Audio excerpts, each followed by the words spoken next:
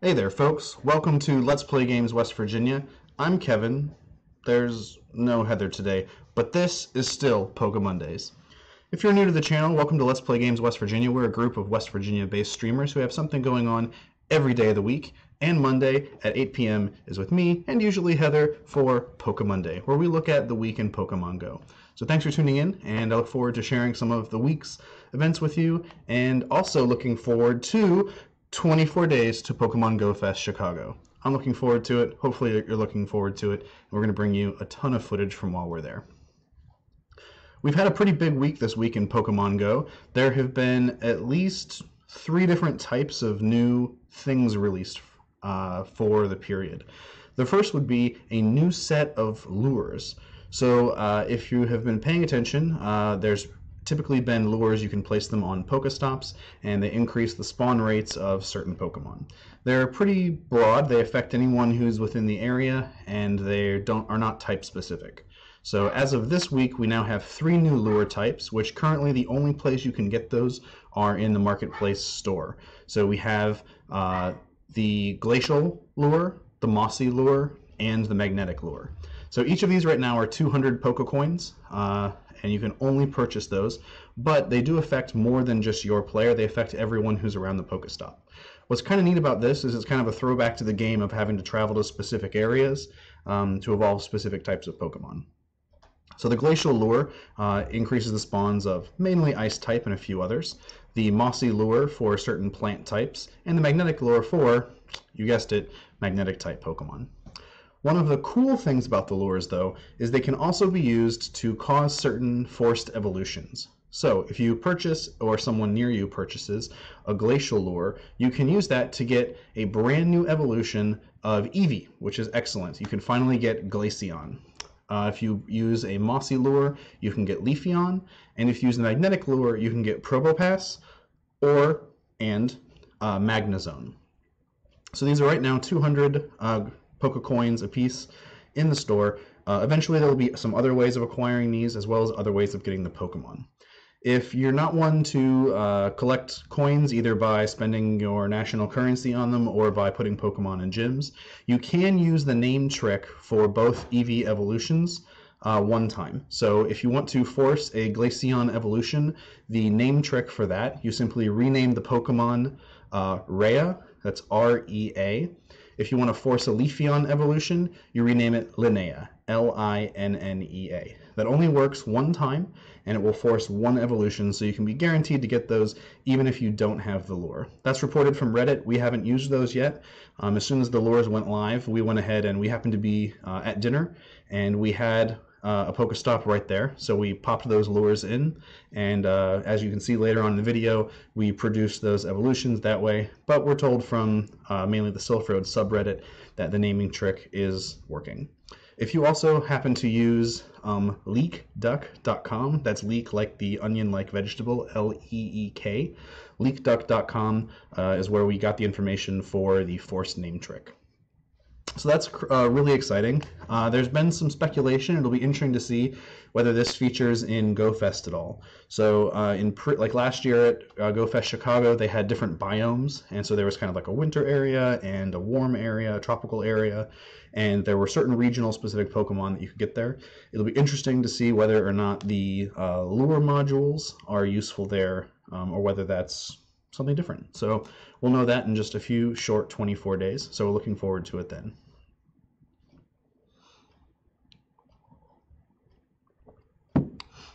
In other exciting news, since we have also had a glut of new Pokemon, some of which we will get to see later in the stream today, as of today, a full 100% complete Pokedex in Pokemon Go is 485 Pokemon. So this information comes from SynBio16 off of the Silph Road subreddit. So I went ahead and I wanted to see kind of where I stood up for that. So right now there's 151 Pokemon in the Kanto region, with 4 regionals. There's 100 from Johto with 2 regionals, 133 from the Hen region with 9 regionals, 99 from Sinnoh with 6 regionals, and this does not include variants of a type, which these are unique dex entries. And we also have 2 from Gen 8, Meltan and Melmetal. So between that, we end up with 485 unique Pokedex entries. So I went ahead and checked mine out. I'm missing 3 for Johto, 3 for Hen, and 19 for Sinnoh. So that put me at 94.8% completion Pokedex, which I was actually pretty pleased and surprised to discover. I thought that I had a lot more to do. So I cleared out the Kanto region Pokemon a few months ago, and I've been slowly chipping away at the others. So I'm a good chunk of the way there. But of course, we still have a lot of Pokemon to be released, and we of course have to catch them all. So here, I'm actually just sort of taking a stroll through an area of town, trying to hit a Poke-rich stop. As you can see, there's a couple gyms here. What's been interesting about this area of town is there have been new Pokestops and Pokestops converted into gyms, which is kind of interesting. And there are things which are no longer similar to the Ingress portals. So early on in the game, Niantic basically took the play map for their previous game Ingress, which is a lot of fun. And they basically just copied it over, and every Ingress portal became a Pokestop and then eventually gym. Now, of course, gym functions changed, but that's kind of a separate issue. Recently, we have a new release of a Niantic game, the new Harry Potter game. And in the same way, we saw Pokestops converted to features in the Harry Potter game, which are these kind of castle-looking things and other events. But, just like happened previously, but much faster this time, there are also new areas in the Harry Potter game which have not been Pokestops previously. And that's pretty cool. If you happen to head over to YouTube and you check out Zoe 2 Dots, she has some early beta footage of the new Harry Potter game, and it looks pretty interesting. I was a little bit concerned about how they would adapt the Pokemon Go play style to Harry Potter. And there are some things which seem a little strange, but I'm cautiously optimistic. So, as a Pokemon Go player, you had a window chance to reserve your username there also. I went ahead and did that. I didn't get selected for the beta, but I am looking forward to playing that when it gets released. And it'll be interesting to see how many players stick around. I think that Pokemon is way larger now than Ingress probably ever was. It'll be interesting to see if how Harry Potter compares in that progression for Niantic. So really for these location-based games, Niantic is far and away the leader, I think, for these kind of games, at least on a mobile platform. So I'm looking forward to see how Harry Potter works out, and make sure you definitely check out Zoe 2 Dots because she's actively posting those videos now as well as her Pokemon content. So it's definitely something to check out. Also, if you decide to record Pokemon Go footage, make sure you turn off your battery saver, which turns your screen black when your arm drops. So this is not actually a terribly long walk. I think it's maybe about half to 1 kilometer each direction. So I'm able to do that a couple of times a week, and that's a really kind of stop-rich spot, and it's good for catching Pokemon. I especially like to use the Pokemon Go Plus dongle for that, and that's particularly useful. So oftentimes I will just flip it to stops so I can pick and choose and hunt for Pokemon, especially if there's a special event. But sometimes I just like to take the walk and hit the button and catch what happens. I actually caught a shiny that way in this area, so that's a little bit nerve-wracking because sometimes those can be difficult to catch. And the Pokemon Go Plus dongle or the ball Joy-Con, they throw one Pokeball and they throw it dead on, so that's it. So it's kind of your risk whether you're going to take that for unique Pokemon or during special events, but I think it comes out pretty well. Oh, hey, Chase Dilly, thanks for the follow. Welcome to the chat, welcome to the channel, and we appreciate the follow. We'll definitely feature you in the credits at the end of the stream. So thanks again and welcome back.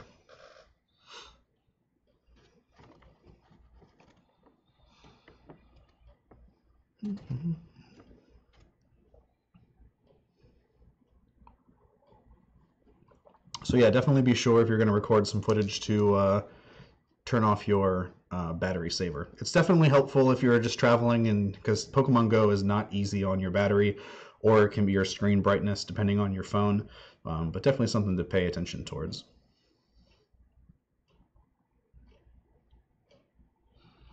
I always thought it was interesting that the map renders parking lot lanes as separate roads. So in this area, I'm actually standing in a fairly large, wide open parking lot.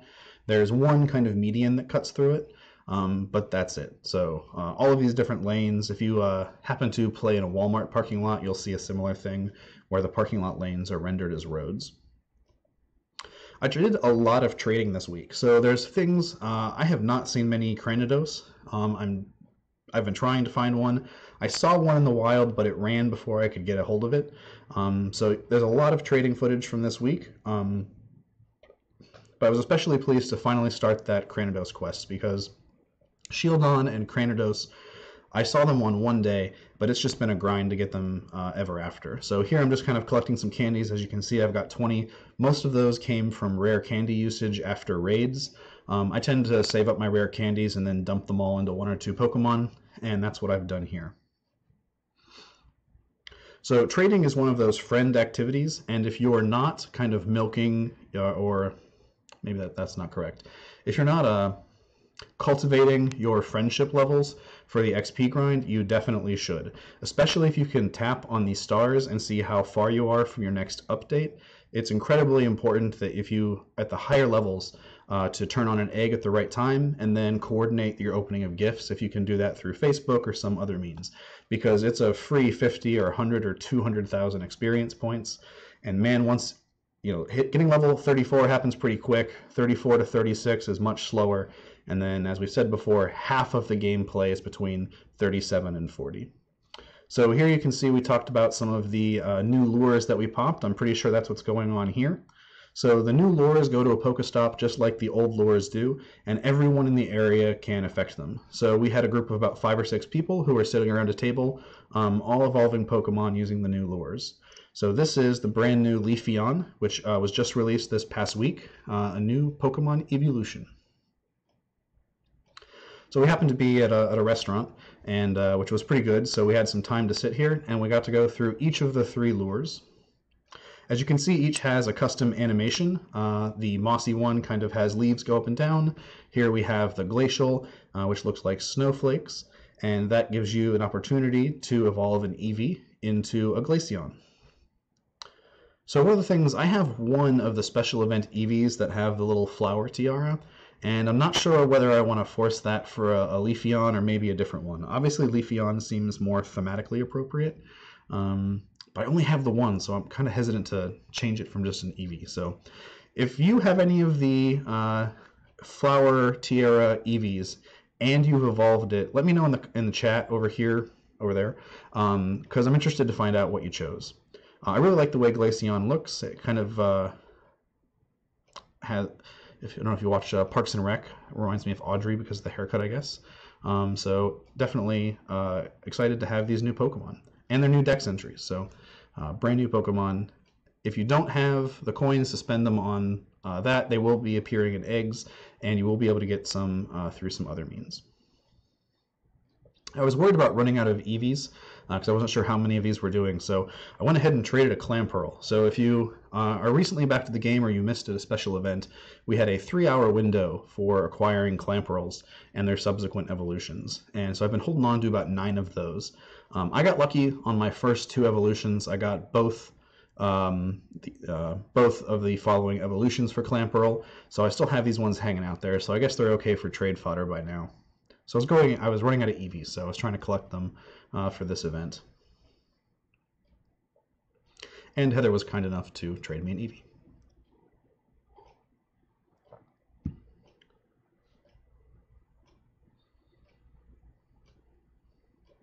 So this particular Pokestop is at a favorite restaurant of ours, which is called Pies and Pints. There's a few of them around West Virginia, and they have some really, really good pizza if you happen to be in the area, either in Charleston or Sissonsville, and here in Morgantown. And I think there's a new one they opened up recently out of state. So definitely check those out. The Cuban pork pie is very, very good. I highly recommend it. It's an excellent restaurant, and we lucked out because there's a Pokestop right in the back.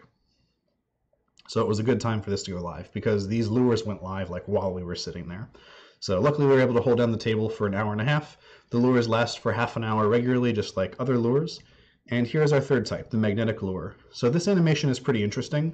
If you watch the Trainer Tips Nick video on YouTube about the new lures, you'll see that this was his favorite animation. I think the animation is cool, but I think it's probably my least favorite just because there's less going on. So if you're interested in those lures, if you've seen them, so we've seen all 3 now, let us know in the chat which you think your favorite new lures are. So I was a little bit concerned about evolving to a Magnezone. I wasn't sure whether I wanted to use a regular Magnemite or Magneton, or I had a shiny one, and it was a pretty serious debate. So if it's a new Pokemon, I'm not always sure if I want to go shiny, but I went ahead because I really like this kind of annealed yellow color, but I went ahead and pulled the trigger on that one and evolved into the new Magnezone.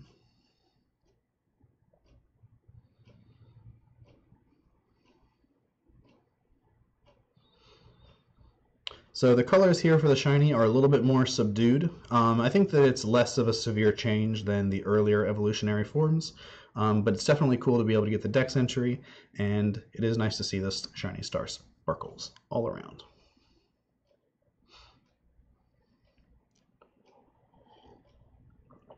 So this week might be the only week anyone is ever interested in having a Nosepass.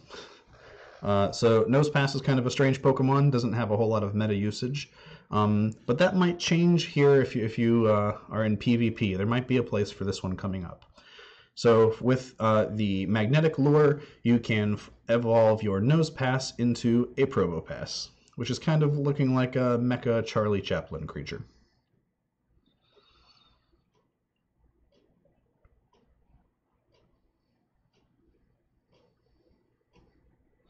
So some of these you can see I had for a while. I was using the old numbering system for IVs. I'm now using the native PokéGenie, which just uses a superscript series of numbers and makes that a little bit easier to check, and it takes up a little bit less space.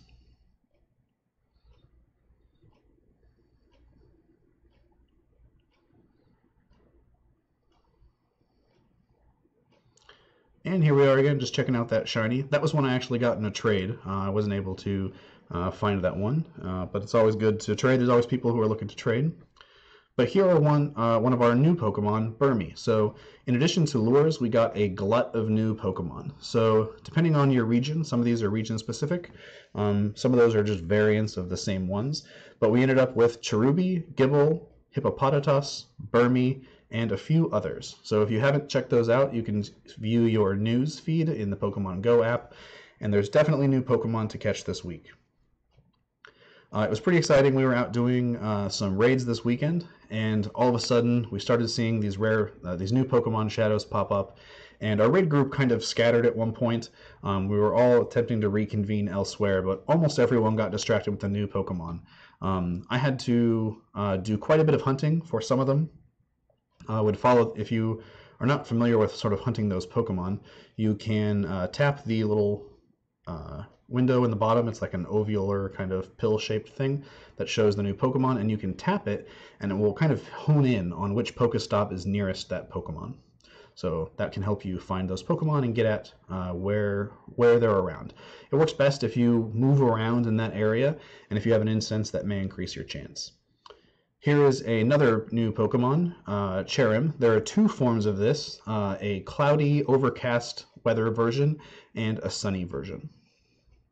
I was able to make a trade with another friend for that shiny Bagon. So I missed the Bagon event. I was out of town doing other hobbies, and I was able to pick up one or two of them, but not enough to no shinies. So I was pleased to be able to get that shiny Bagon, and I was able to make a trade for that. So this is the overcast Cherim. The sunny one is basically that flower opened up, and pretty sure we'll see that later in the video. This has been a busy Pokemon week. We also had an X-Raid invite. So if you're new or back to the game recently, X-Raids are basically invitational raids. You can get invites by doing certain qualifying activities at level 5 X-Raid eligible gyms. Now there's a little tag on the gym that tells you if it's X-Raid eligible. Didn't used to be that way. You just kind of had to look for the level 5s and hit those as much as possible, and then you could see where the X-Raids were held, and then you would know. But now they tell you, which is excellent. So the current X-Raid battle is Deoxys in its many forms, and we're currently on the defense form. So we've had its attack form, or its normal form, its speed form, and its defense form. So we're still working through the various forms. I think this one is kind of interesting. It kind of reminds me of the movie Rocketeer. If you are a child of the 80s and 90s, you may remember Rocketeer. So Deoxys is not terribly difficult to take down. Usually more than 9 medium level players can take it down. Here we had 17, so it was a pretty quick battle. I decided not to show all of the battle footage like we usually do. Went ahead and cut that down to just show the catch footage because we had a lot of stuff to go this week and didn't want to hold you hostage for yet another Deoxys battle. Because I think at this point, I have, I think, maybe 9 of them. So quite a bit. Unfortunately, you can't trade mythical Pokemon. So we have a buddy in our raid group who missed the speed form, and I offered, I was like, oh, I've got like 4 of those. I will trade you one. We hopped into the trading window, forgetting it's a mythical Pokemon, grayed out, can't trade. So if you can't get to an X-Raid eligible gym, you're in a little bit of a tough spot. But one of the nice things about X-Raids is you can invite a friend who is a great friend or higher, or some friend tier. But you can invite a friend, which is nice. Even if you yourself can't go, you can send the invite and your invited friend can go in your stead, which is definitely cool. I would really like to see Niantic extend that process to other things, to be able to gift items to friends or invite friends to use premium raid passes. I think that's a really good community building portion of the game. And I really hope Niantic kind of takes that and allows us to share some of those things that we have in the game. Excuse me. So one of our newest additions to level 5 are Azelf. So this is a regional Pokemon. There are the other Lake Trio are scattered about the globe. If you're in the North American region, then you have, in Greenland, I think, then you have Azelf. I really like Azelf. I think it's becoming one of my favorite Pokemon. It reminds me of Mew in a way that maybe it's this little round teardrop body. But so we're like to hit these Azelf raids. We had a couple of friends who hadn't gotten them yet, so we wanted to make sure that we could hop in there and help them get those Pokemon and clear out their Pokedex. Level 5 raids pretty much can't be soloed. There are maybe some people who can duo them if they've really paying attention to their counters. 3 to 4 is pushing it. 5 to 6, if you're mostly high-level players, are pretty good. And if you've got medium-level players, then 9 to 10, you're probably fine. So as you can see here, we've got him totally down with 200 seconds left on the clock. So that's not bad at all. Typically, if it's a difficult raid, I like to have 50% of the Pokemon's CP down at the 200 mark. That's a pretty sure qualification that you're going to hit it. So having it totally down at the 200 mark is definitely, not to say that it's easy, but if you've got enough people, it goes down pretty quickly. So one of the things that affected our game pretty significantly, a few weeks ago, maybe months at this point, Niantic released a medallion that allows you to change your team once per year. That has shooken up our local region pretty significantly. Our town was pretty heavily Mystic. Most of the players that you saw were Team Mystic, and then you had Team Valor, and at the last place you had Team Instinct, the yellow team. It seems like many yellow team players converted to Valor and are now playing for the red team, and at many of the events we go to, they're no longer Mystic dominated. So I'm interested to know whether players in your area made use of the team medallion. It's a little bit pricey. You have to pay Poke Coins for it, which either is a long slug through daily gyms or using whatever your national currency is. It has had an effect here that we're seeing in Morgantown, so I'll be interested to see if that's true for your area as well. And if you switched teams, I definitely want to know about that. So let me know in the chat if you used a medallion, which team you went from and which team you went to, because I'm interested to see. So there is an Azelf on a shelf, the new level 5 raid boss. I've had pretty good luck catching these guys too. I think I might have caught them all, which is kind of the goal, right? So one of the things that we will see a little bit further into the video, there's an egg glitch going on that is superimposing Pokemon over egg hatches. It was particularly prevalent during the Torchic Community Day, which was just this past weekend, and which we have many shiny chickens to share with you. Here I'm hunting new Pokemon. As you can see, I've got 3 different shapes. This is Hippopotamus. I spent like probably close to 20 minutes catching this guy down. I was worried that I was going to have to pop another incense because I hadn't seen it. And I kept getting the notification that the Pokemon has run away, and so I'd move about 100 feet, and then I would see it again and head back. And this guy took some hunting. So there's 2 versions, a male and a female coloration, and basically their colors are inverted. And there is an evolution here, so feel free to use your Pineapps. And each of the Pokemon sexes evolves slightly differently, so you're going to want to get at least 1 of each, and definitely use your Pineapps to make sure you have enough candies to hit 2 evolutions. So the kind of starfish, this one here, this is the open form of chesum? Yeah, so that was the open form, and that was the one I was hunting, but I stumbled across a Shellos. So of Shellos, there are two varieties. Those are East Sea and West Sea, which are basically Asia Pacific and I think everyone else. So as you can see here, ours are yellow. The other one is a blue color. So that's going to be something you're going to have to get through traveling or trades, or I guess maybe more illicit means if you're a Team Rocket player in disguise. So I'm looking forward to maybe trading for this guy, hopefully at GoFest. Maybe we'll see some people who want to do some trades. I'm really kind of holding out for a Relicanth, Corsola, and an Unknown, and a Torkoal for GoFest. It's difficult because you only get one of those special trades per day. We're going to be there technically for 2 days, but only 1 day of events. So I'm really going to have to see what I can find. I may have to make a sign and just pick one. So a little bit nervous about that. Here I had a new evolution, so the female Combee evolves. And here I earned a medal for 80 Pokemon in the Sinnoh region. Again, I was shopping out my clan pearls in hopes of getting some new Pokemon or additional candies. Mainly because Heather is definitely needing clan pearls because she still only has one of the evolutions. So I was able to parlay that into a Ninjask. So there was a special event in which you get Nincada, Ninjask, and Shedinja. And I was able to get 2 of those, but I never ended up with Ninjask, so that was one that I had to trade for, and I got another Dex entry. I didn't go through and count, but I think that there was at least 6 new Pokemon this week. It's definitely been a bunch. So it's been a good week for Pokemon catching.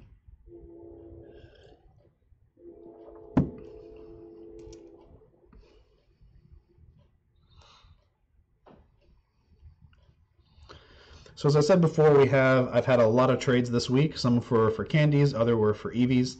And this one, Heather and I were trading for distance. So both of us brought piles and piles of Pokemon back from Scotland for much of the summer, and they've just been hanging out. We thought people would be interested in distance trades or some regional stuff. And as soon as we brought back our pile of Mr. Mimes, there was the 7K egg event, and our Mr. Mimes went from a coveted item to something everyone had. And that was a little bit of a bummer. We weren't able to help out as many people as we thought we were. So we've been holding on to these Scottish Pokemon since the summer, and we decided to do some distance trades. So one of us would trade something from Scotland, and the other one would trade something from here, where we live in Morgantown. And between Iceland, Dublin, and various spots in Scotland, there's about 5,500 kilometers per trade. So we just switched back and forth, trading those Pokemon to kind of build that distance badge. If you're trying to get the highest level of distance badge, it's like 1,000,000 kilometers. It's a bunch, and it's really difficult to get those trades. So this is something that I've seen a lot of people online are doing. If they travel somewhere, they'll bring a bunch back, and they'll kind of orchestrate distance trades, and that's what we were doing here, just trying to grab some distance for that medal. So finishing out the medals is one of the things that I didn't think would be kind of compelling about gameplay, but turned out to be fairly interesting. Like, even if I don't know I'm up to one, if I see a surprise medal like the Sinnoh one earlier, I'm like, oh hey, it's nice to be rewarded for playing this game a bunch. And things like the distance trade where you definitely have to work for it, that's not one you're going to stumble across. I think that's going to feel really good when we finally get there.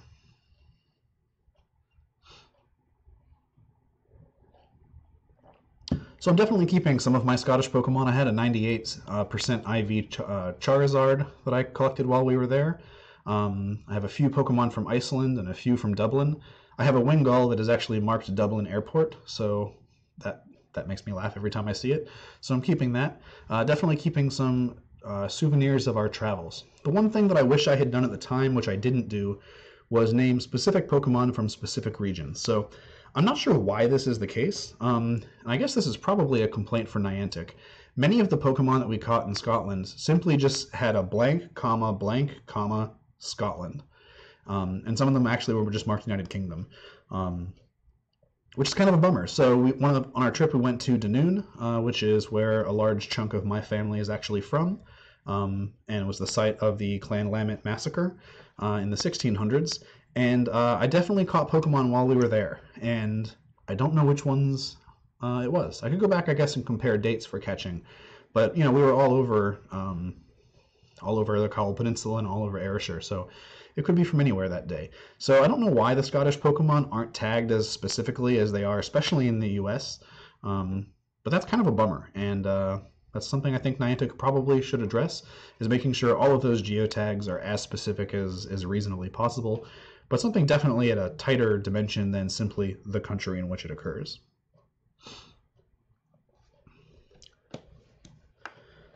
I'm going to check to see what my total distance is for distance trade so far, because we're still working through that here. So this one's coming from Dublin and Morgantown. I have to wait for the app to power up. Apologies.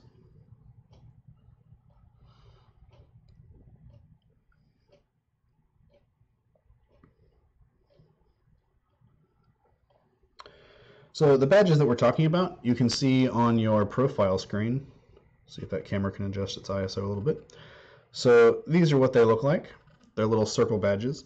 The distance badge, it looks like 2 arrows kind of in half of a recycling logo. They're kind of like swirling like that. So trades thus far for that last level. So 315,086 kilometers of a million.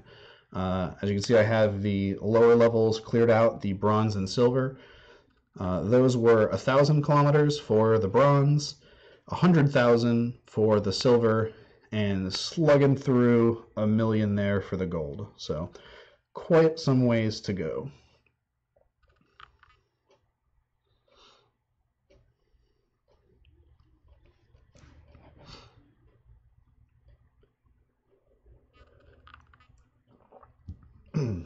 So recently our 7-day researches have been shaken up a little bit. We have everything from Latios, which has recently joined. So that was available in level 5 raids as special events for Latios and Latias. And there, of course, is a small % chance of catching a shiny. So that's the real goal for me in these 7-day researches. I have multiples of pretty much everything that's available in them except for the Reggies. I only have one of each of those. But holding out for those shinies as long as possible. It would be interesting to see these shaken up a little bit because they're getting a little boring. And I guess that's the difficulty with a game like this. If the purpose is to catch them all and you're at about 95% of them all, then there's not much to do. So there's other things to do like collecting the badges and the long, slow grind to level 40, but we're chugging through.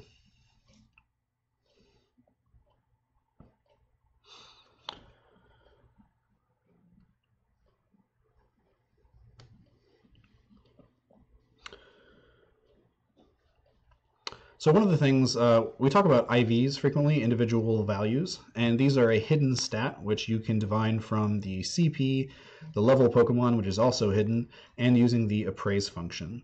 So through that, you can you'll eventually kind of develop a feeling for where those are, or you can use a third-party app and you can find out what those IVs are a bit more accurately. And the higher the IVs are, the kind of better the max amount of CP for that Pokemon can be. And the more powerful it will be, but the whole spread is about 8%. So if you're not really interested in that, that's not a crucial part of the game. Excuse me. So this weekend was Torchic Community Day, which I was super excited about. Torchic is my favorite Pokemon. I think that's fair to say. I really like Pikachu also, which is kind of like the basic Pokemon-like. But I really, really like Torchic. It's super cute. I like its little circle run for its defense move. I just really like Torkoal. So I was really excited for Community Day, especially for the opportunity for shinies. And oh man, were the shiny gods benevolent to me this weekend. We'll wait a little bit before we tell you the final shiny number, but this is the most shinies I've ever caught for a Community Day. So I am super excited, and you will see the haul at the end, and it's pretty impressive. Yeah, I think Twitch. I'm also Twitch by wire. I'm also hearing the Torkoals. I had my sound. I usually play with my sound turned off, but Heather's had her turned on, so it was just an entire day of Torkoal sounds. So Kakashi trading is geo-locked basically. So you really can't trade Pokemon from a distance regardless of friendship levels. So although I would be more than happy to help you out were that possible, it's not possible to do over distance. So sometimes people, well, frankly, they'll cheat at the game and they will spoof, and they'll spoof their GPS locations. But that's not something that we do as part of our playing. So I really can't help you with that trade. But if you have a Discord in your area, which you can find from the Sylph Road or the Sylph Road subreddit, you can definitely find players in your area, and most people are willing to trade, especially at events like Community Day. So this Community Day was particularly interesting because the time shifted. So typically Community Days were happening at roughly the same time for daylight hours. So for instance, in the US, in the Pacific time zone, they were happening from like 11 to 1. And where I live in the eastern part of the US, they were generally happening from like 2 to 5. But this Community Day and a few others, they were 3 p.m. to 6 p.m. no matter where you lived. I liked that they're a little bit later in the day. It was a little bit cooler, I think, since we're getting into summer. And it definitely, I think, facilitated more people playing. Oh, nice. Yeah, 5 hours is a pretty serious playing time. If you have any questions about the game, feel free to drop them in the chat, and I'll be happy to answer them as best I can while we look through the massive shiny Torchics that I was able to catch this weekend. So certain functions are geo-locked. Trading is one of them. If you become friends with someone and you get to a best friend level, you can do PvP battles at a distance, and you can trade gifts at a distance, and that will increase your friendship level. But trading Pokemon is something that you have to be physically nearby for. So I wish that I had been counting the place we're at for a number of Torchics in the video, but as you can see, the number is creeping up there. So I just had amazing shiny luck. Typically, we've noticed there's been 2 trends for shiny catches at Community Days. One which is front-loaded, in which a person basically catches all of the shinies they're going to catch in the first 45 minutes to an hour, and then it drops off precipitously. The other, in which the shinies come slowly but constantly through Community Day. This was some weird fluke in which they were coming fast and for the entirety of the event. So I think Heather ended up with 9 shiny Torchics by the end of the day. We had another friend who came away with only 3, someone else who came away with 6. Oh, this is the other form of Burmy. So there are 3. There's the Trash Cloak, the Plant Cloak, and another one that I can't remember off the top of my head. But there are several forms for this one, so I was pleased to be able to snatch that second one. So by the end of the day, I ended up with 16 shiny Torchics, which is the most shinies I've ever caught during a Community Day, and I can basically Scrooge McDuck into this pile of shiny ducks, and that's pretty exciting. Yeah, it was a pretty crazy day. My shiny luck has not been this great ever since, and typically I imagine that it will be a short-lived glut. But I was definitely looking forward to it. Maybe because it's my favorite Pokemon. Maybe Niantic was like, here you go. We'll see how it goes.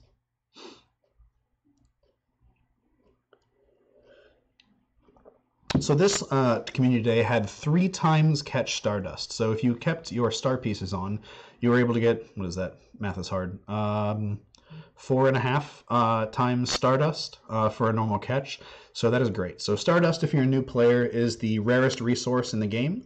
You use it for almost everything, to evolve Pokemon, to trade Pokemon, and it is basically the currency you spend to do Pokemon things.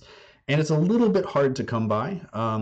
For instance, you can only buy star pieces, which give you a 1.5 times multiplier when it's in a box. You can't buy them separately, like incenses, lucky eggs. You can buy those separately or in boxes. Those increase the Pokemon spawn rate or your XP. Stardust is the hardest thing to collect. So 3 times Stardust plus a star piece is definitely excellent. Yeah, Jason, maybe Niantic will gift you some Sandshrews. We'll see. Don't hold your breath. Here is that egg hatching glitch that we saw, where, as you can see, there's a Larvitar inside a Torchic. Lots of people were reporting this. There were some particularly funny looks, like there we have a Torchic with a Mareep hat. There were lots of weird things. I hadn't seen this glitch before. It's at least better than the terrifying giant floating baby head glitch. So if you haven't seen that, hop on your Google machine and look at giant baby head Pokemon Go glitch. I suggest doing so in the bright sunlight, like at noon, not in a dark room, because it's really, really disturbing. The app has lots of glitches. It means it's got millions of players every day, huge updates. The server load has to be immense. But there is lots and lots of weird glitches going on, and that was one I saw. So here was my Torchic haul for the day. I ended up trading back, I think about 75, and I ended up with like 16 shinies. So Stealth31 asks if we use hacks. We don't. So all of this is previously recorded footage from the week and from Community Day. We play a pretty straight game. We don't spoof. We don't use any kind of game hacks. The only thing that might reasonably be considered a hack, I guess, is I do use a third-party app to calculate IVs, but that doesn't interact with the software at all. I use an Android phone, so it can take a screen capture information and it can tell me the IVs of a given Pokemon, but it doesn't change the way the software works at all. It just gives me additional information about the Pokemon. So one of the things about Community Day is there's also a special move. So if you were able to evolve your Torchic during Community Day, or for like a 1 hour period after, your Blaziken could have Blast Burn. So Blast Burn is a pretty good DPS move, especially for fire types. So if you have, like, say, a Blast Burn Charizard, for instance, which you would have gotten from a Community Day, and this is for a Blast Burn Spicy Chicken. If you hop over to YouTube and you watch some of the videos by Zoe 2 Dots, she mentioned that there might be a new move for Blaziken coming out in the coming weeks or months, and I can't remember what the move is called. So her advice was basically to evolve several Blaziken, keep some of them with Blast Burn, and then prepare to use TMs on a couple to get the new Blaziken move, but we're not sure what the damage potential is going to look like for that. So obviously Blaziken is not going to be your top contender for damage per second or overall total damage dealt. It's a contender if that's what you have for fire type, but it's not going to be the top tier. So right now, Blast Burn is going to be your best charge move, but that could change with the release of the new move. So have a couple TMs, charge TMs set aside for on the off chance that comes, and then we'll know a little bit more about those stats. I can't remember what the move is. If I recall, it's Blaziken specific, so we just don't have any data on that. Okay, if you have 2016 Pokemon Twitch by Wire, you are more likely to get lucky trades with those with someone else. So if you get a lucky Pokemon, what that does is it's reduced cost to power it up. So there's a few things you can do to predict lucky trades. One is which is to become lucky friends, and then you're guaranteed one. The other is to use old Pokemon. So my suggestion would be to find someone in your local area who also has old Pokemon that are probably meta relevant. So, good combat either for PvP or for gyms and raids, and to trade old Pokemon for old Pokemon.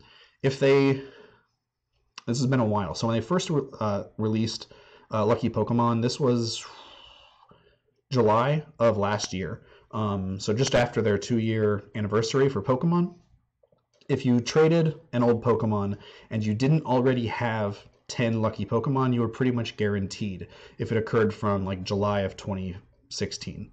So if you can find someone who still has decent July 2016 Pokemon that don't have sentimental value like their starters, trading those will give you an increased likelihood of a lucky Pokemon, which are cheaper to power up.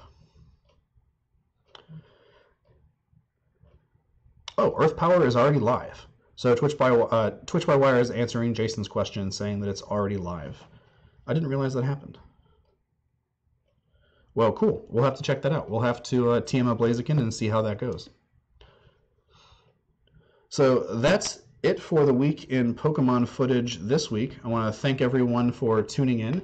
We will be headed to Pokemon Go Fest in Chicago in mid-June.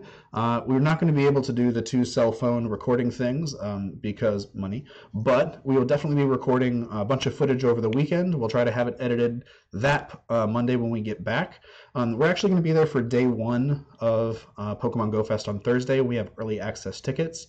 Depending on the internet at the hotel, maybe we'll be able to put out a little bit of content, but most of it will have to wait until Monday. So please tune in for the Monday after June 13th, whatever date that's going to be, for PokéMonday. We will bring you all of the Go Fest information that we can. We're already collecting our clear backpacks, extra battery packs and cables, and looking forward to the trip. So we're going to be traveling from Morgantown, West Virginia to Chicago Go Fest. It's both of our first big events like this, Heather and myself, so we're really looking forward to it. I want to thank everyone in the chat. Thanks for hanging out. Thanks for the new follows. There'll be some credits afterwards, so if you're a new follower from the stream, you will see your name appear. And I want to thank you guys for hanging out with me tonight. We have something going on with Let's Play Games West Virginia every night of the week, so feel free to tune in. Our schedule is ticker taping across the bottom there, and there's something always going on. One of the shows that we're doing that's kind of an ongoing collaborative show. Thursday, Jason is running World Builders, where they're building a tabletop campaign setting. We've got survival horror kind of things on Wednesday. Andy often plays on Tuesdays and Fridays. Saturday is kind of a free-for-all day, and we've got something going on every night. Snarf is Sundays as well for Going in Blind, where we kind of have first playthrough stuff, and that's Sunday morning. So thanks everyone for tuning in. We will see you next Monday, and thanks for hanging out. Bye guys.